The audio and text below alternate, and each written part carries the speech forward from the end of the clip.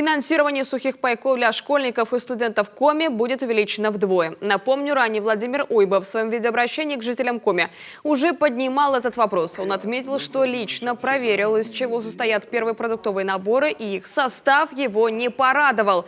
После он пообещал найти решение для расширения сухпайка. Паёк меня не обрадовал.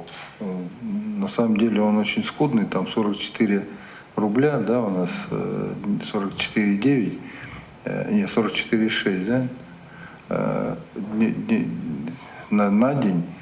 Ну, в общем, такой он очень скудный.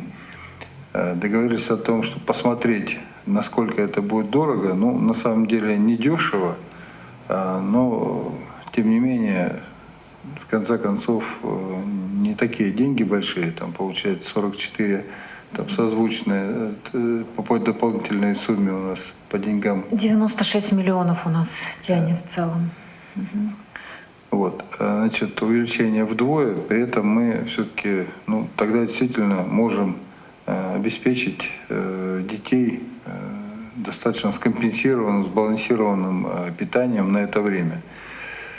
Поэтому сейчас, как только будет готово, пройдет все согласование, значит, я такой документ подпишу.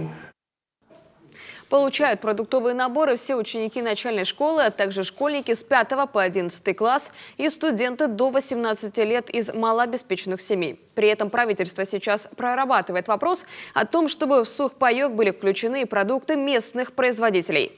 Мы действительно проработали совместно с Минсельхозом, дали предложение, и наши муниципалитеты уже закупают продукцию местных производителей. В большей степени это хлебобулочные изделия, макаронные изделия и молочная продукция, та, которая допускается в режиме срока годности.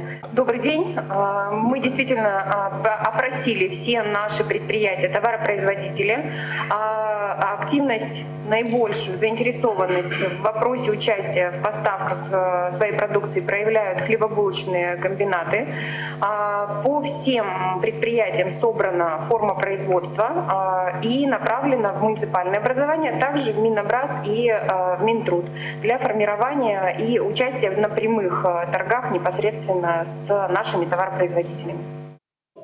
Всего с 13 апреля в Коми обучение в дистанционном режиме возобновили 185 тысяч человек. За время каникул Министерство образования постаралось решить все вопросы, которые ранее вызывали трудности. 11 тысяч учителей прошли обучение, а свыше 1000 из них получили от учебных заведений необходимую компьютерную технику для работы на дому. Тем не менее, чуть более 5000 детей еще не имеют выхода в интернет. Им задания учителя озвучивают по телефону.